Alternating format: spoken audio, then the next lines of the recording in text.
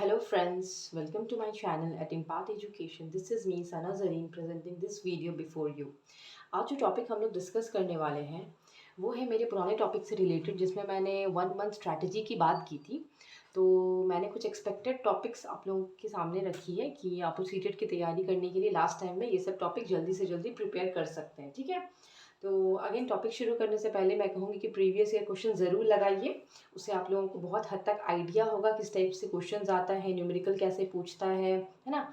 तो और इसका मार्क्स का जो डिवीजन है उसमें 20-10 है, ठीक है ना। 15-15 का डिवीजन नहीं है यहाँ पे, 20-10 का डिवीजन है। मतलब कि 20 मार्क्स का यहाँ पे कंटेंट है और 20 मार्क्स की पेडागोजी पूछी जाती है। ओके, और जो कंटेंट है वो कम्प्लीटली एनसीईआरटी बेस्ड है, ठीक है ना। ये जो कंटेंट है वो कम्प्लीटली एनसीईआरटी बेस्ड है, बाहर का कुछ भी क्वेश्चन नहीं आता है। तो मैंने यहाँ पे पूरे साइंस के कंटेंट पार्ट को 3 डिवीजन में बांट दिया है, bio, chemistry and physics. Okay, तो उसमें क्या होगा ना, आप लोगों को हेल्प होगा ना कि जैसे कोई अगर बायो पढ़ रहे हैं तो एक बायो का एक पर्टिकुलर टॉपिक एक पॉइंट से शुरू होता है फिर एंड तक जाता है, तो वो डिफरेंट हो जाता है। केमिस्ट्री का पॉइंट से शुरू होगा, फिर वो अपना उसका डाइवर्जन होगा, फिर फिजिक्स में भी एक पॉइंट से शुरू होकर डाइवर्ट होता है बहुत सारा टॉपिक।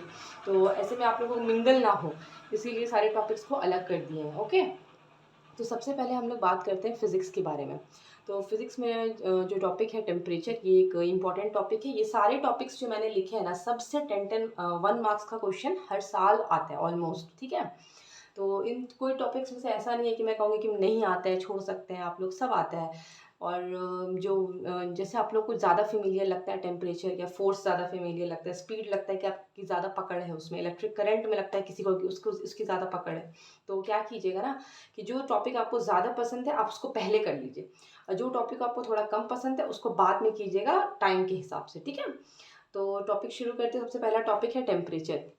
तो टेम्परेचर में क्या है कि इसमें क्वेश्चन आएगा जैसे कि डिग्री सेल्सियस या फ़ारेनहाइट की क्या नॉर्मल वैल्यू होती है, नॉर्मल टेम्परेचर में नॉर्मल बॉडी टेम्परेचर क्या होती है, ठीक है ना। तो आप लोग को पता होना चाहिए कि जो 37 डिग्री सेल्सियस है वो सेल्सियस में वैल्यू होती है टेम्परेचर की, और फ़ारेनहाइट में अगर बात करें तो 98.6 लगभग यही होती है, ठीक है ना। तो फिर कन्वर्जन भी आ सकता है, तो थोड़ा सा बेसिक कुछ थ्योरीज पढ़ लें और उसके बाद फिर न्यूमेरिकल 2-3 प्रैक्टिस कर लें, दैट्स इट। उसके बाद सेकंड टॉपिक है चेंज इन ग्रेविटी। ओके, तो जैसे अलग अलग पोजीशन में अर्थ में ग्रेविटी की वैल्यू चेंज होती है। तो अर्थ में मतलब क्वेश्चन जैसे आ सकता है, क्वेश्चन आपको कंफ्यूज करने के लिए आ सकता है कि ग्रेविटी की अलग अलग वैल्यू होती है क्या अर्थ में, अगर पानी में कुछ और होती है क्या, या फिर अगर ज़मीन से ऊपर की अगर हाइट में बॉडी को रख दिया जाए तो क्या उसकी वैल्यू अलग होगी। पर आप लोगों को कंफ्यूज नहीं होना है, थ्योरी क्लियर रहेगी, प्रैक्टिस रहेगा, तो आपका ये सारा न्यूमेरिकल्स तो कोई डाउट नहीं होगा, आपको आराम से आप क्लियर कर पाएंगे, ठीक है। उसके बाद फिर फोर्स की बात होती है। फोर्स में क्या करना है ना कि अलग अलग टाइप की थ्योरीज जो होती है, अलग अलग टाइप की जो फोर्स होती है वो आपको पढ़ लेना है इसमें, ठीक है। जैसे कि क्वेश्चन आया था एक बार ना, 3 कॉन्टैक्ट फोर्स दे दिया था और एक नॉन कॉन्टैक्ट फोर्स दे दिया था, अब पूछ रहा था कि इसमें कौन सा कॉन्टैक्ट फोर्स है। तो आपको पता होना चाहिए कौन कौन सा कॉन्टैक्ट फोर्स है, ठीक है। तो आपको पता होना चाहिए ना कि कौन सा कॉन्टैक्ट फोर्सेज में आता है, कौन सा नॉन कॉन्टैक्ट फोर्सेज में आता है। उसके बाद फिर फोर्स का जो बेसिक फार्मूला है, F is equals to M A, ये सब नहीं भूलना है, ये सब से भी क्वेश्चन आते हैं, ठीक है ना। और जैसे कि अगर वेलोसिटी कांस्टेंट है तो एक्सेलरेशन क्या हो जाएगा, 0 हो जाएगा। तो ये सब पॉइंट आपको याद रहना चाहिए। फिर फोर्स का क्या वैल्यू होगा, इस टाइप से क्वेश्चन आता है। उसके बाद फिर एवरेज स्पीड के बारे में मैं कहूँगी कि इसको भी आप अच्छे से पढ़िए, एवरेज स्पीड से क्वेश्चन ज़रूर आता है हर साल, ठीक है ना। बल्कि कभी कभी 2 भी आ जाता है, तो एवरेज स्पीड वाला क्वेश्चन बिल्कुल मिस नहीं करना है। इसका थ्योरी पढ़ के न्यूमेरिकल ज़रूर 4-5 न्यूमेरिकल ज़रूर प्रैक्टिस कीजिएगा एटलीस्ट, ठीक है। उसके बाद फिर मैं एक एग्जांपल के तौर पे एक समझा देती हूँ आप लोगों को कि एक क्वेश्चन आया था प्रीवियस ईयर क्वेश्चन, अगर आप लोग सॉल्व करेंगे तो आप लोग को समझ में आएगा, ठीक है। एक डिस्टेंस कवर्ड था 10 किलोमीटर और उसकी एवरेज स्पीड दी हुई थी 40 किलोमीटर के आसपास, ठीक है। डिस्टेंस था 10 किलोमीटर और 40 किलोमीटर के आसपास उसकी स्पीड थी, ठीक है।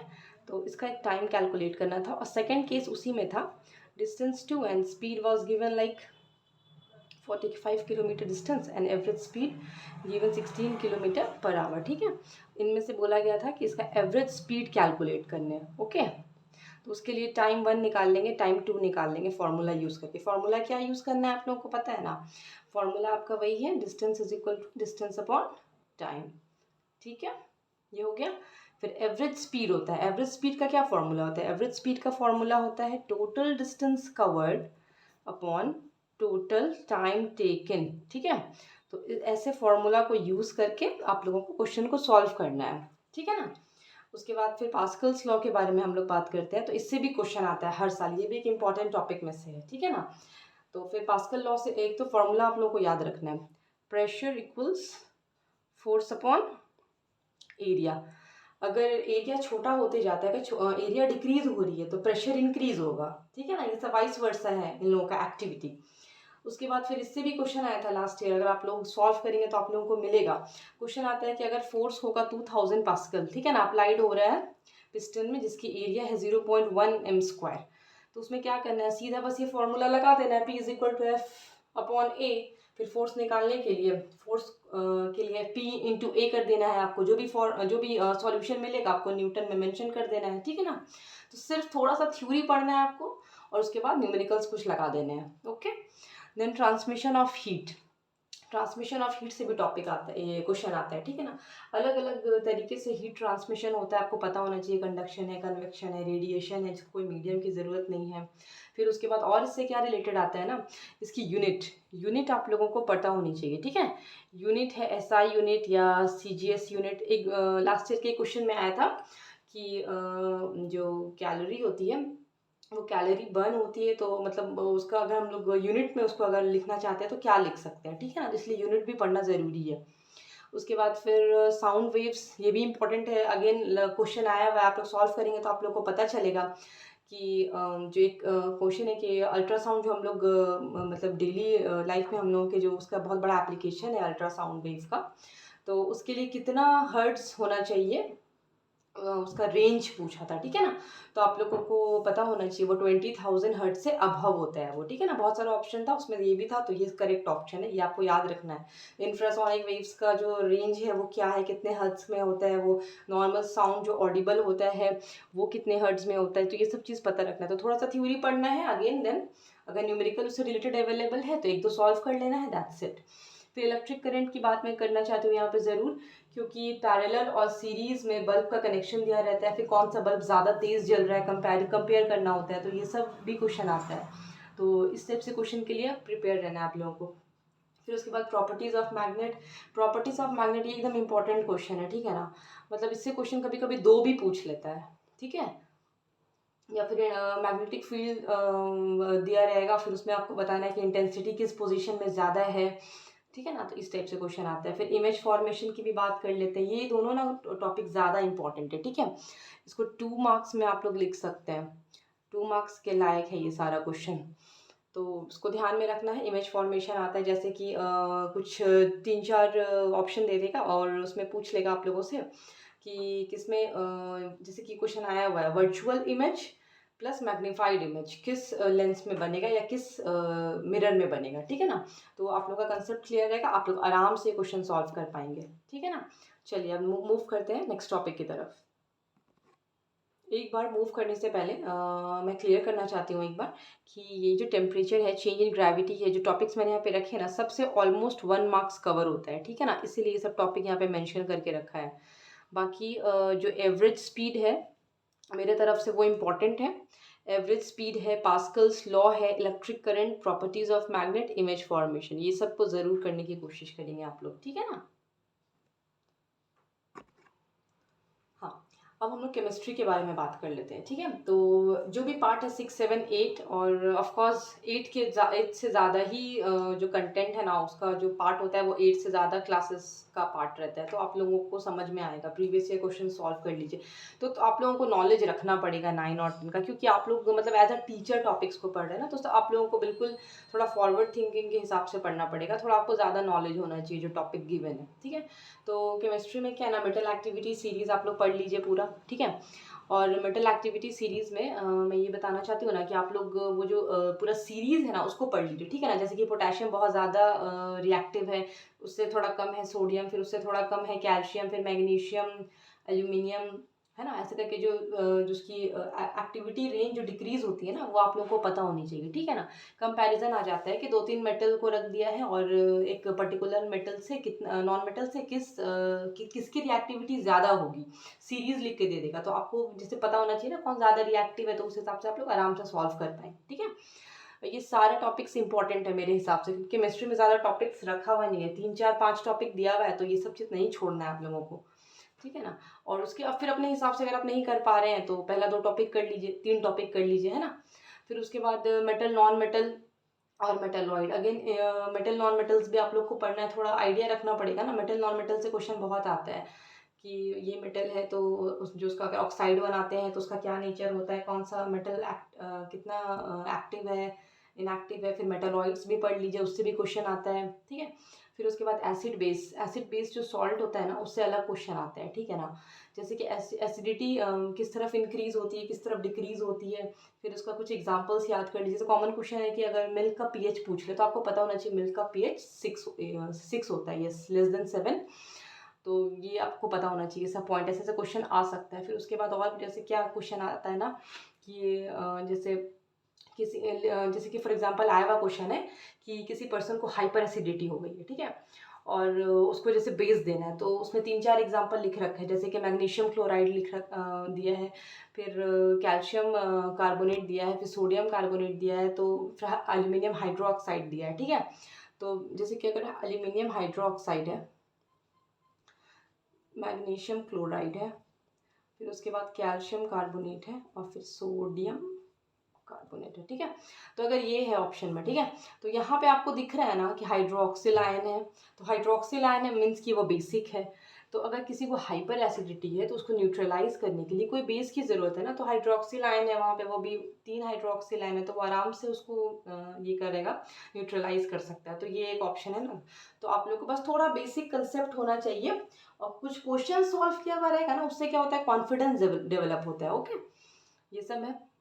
उसके बाद फिर जैसे कि सोप है तो उसका एसिडिटी पूछ सकता है, या सॉरी बेसिसिटी पूछ सकता है, कितना ये है वो कितना बेसिक है। एक जो पीएच वैल्यू जो होता है, रेंज होता है, वो पता होना चाहिए आप लोगों को। वो तो आप लोग उसमें इस टाइप का क्वेश्चन आप लोग आराम से सॉल्व कर सकते हैं।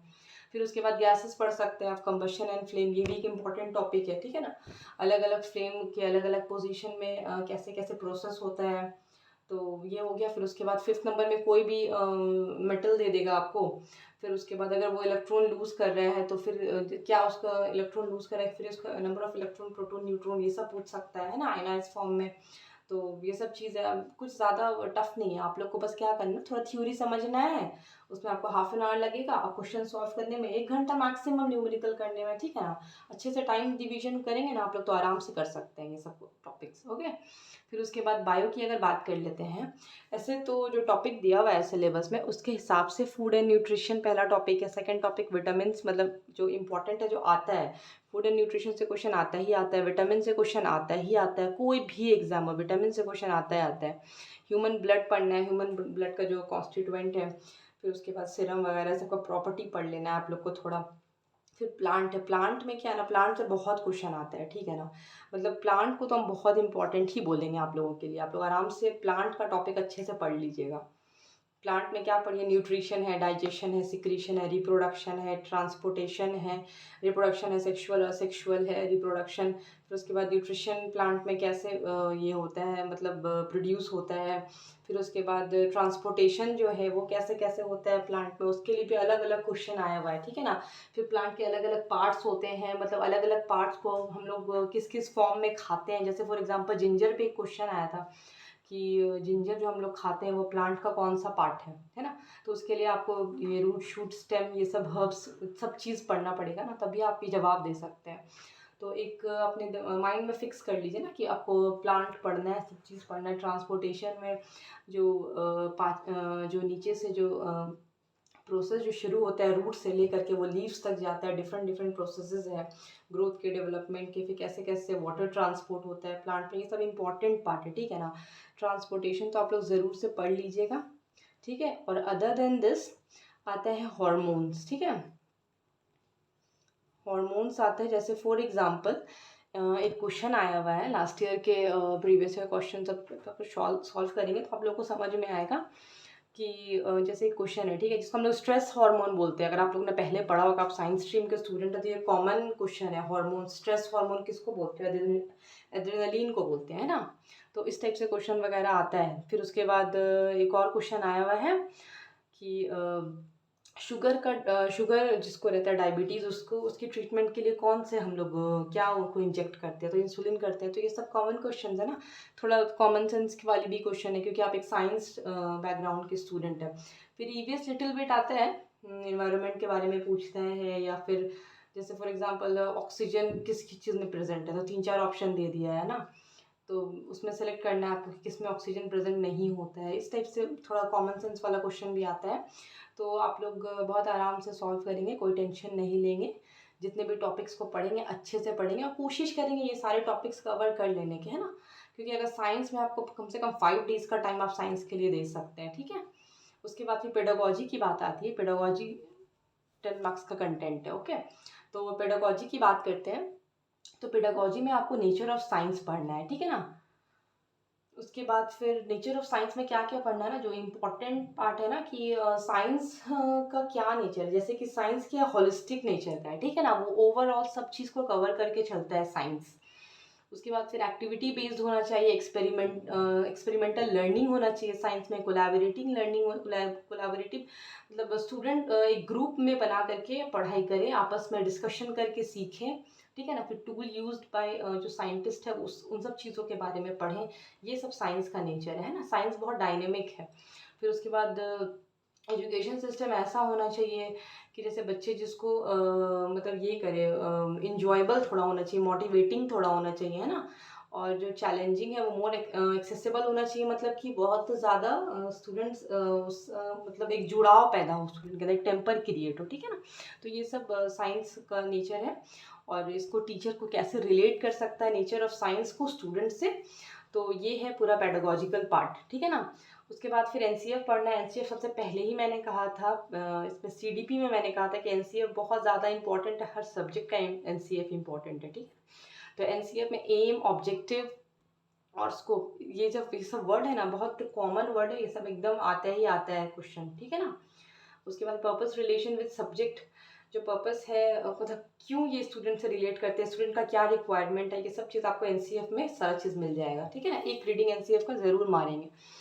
उसके बाद फिर असेसमेंट एंड इवैल्यूएशन, कैसे कैसे असेसमेंट होता है, फिर इवैल्यूएशन का क्या क्या प्रोसेस है साइंस के मतलब व्यू में, ये सब आप लोग को पढ़ना है। फिर उसके बाद मोटिवेशन लर्निंग। मोटिवेशन तो ऐसा टॉपिक है ना कि आप लोग आराम से जैसे पढ़ सकते हैं, मतलब क्वेश्चन हैंडल कर सकते हैं इससे।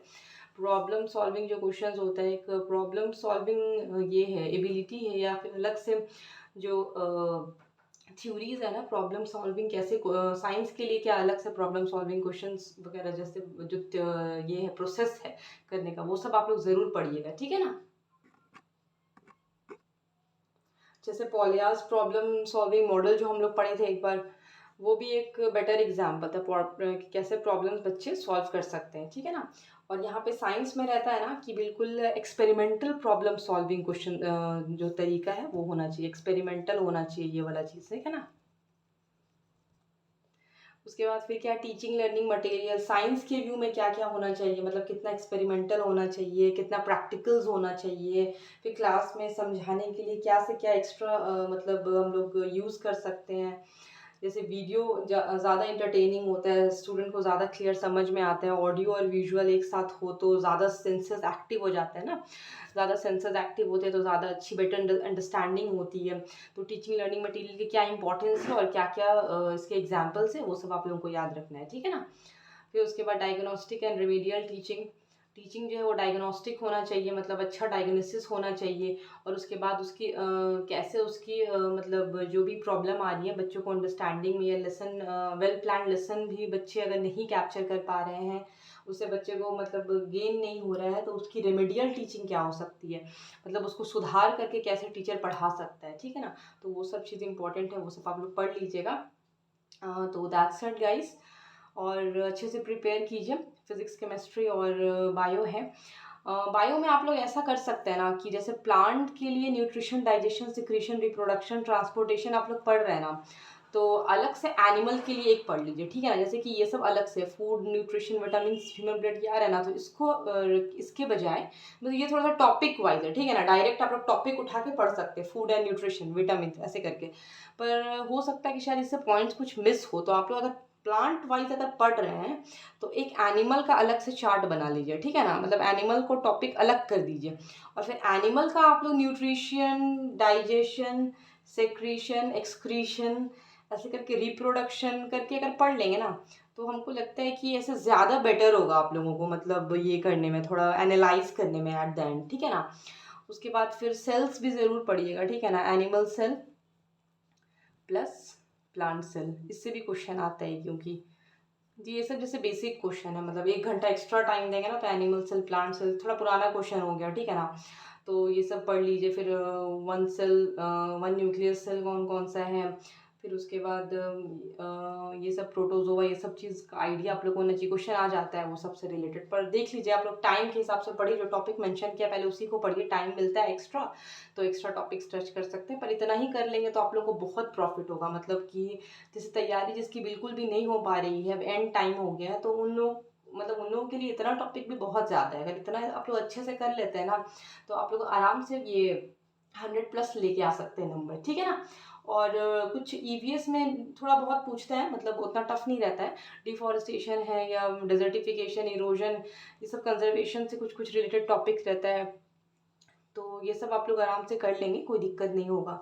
ठीक है guys, always all the best for the exam and have a good time. Thank you, bye bye.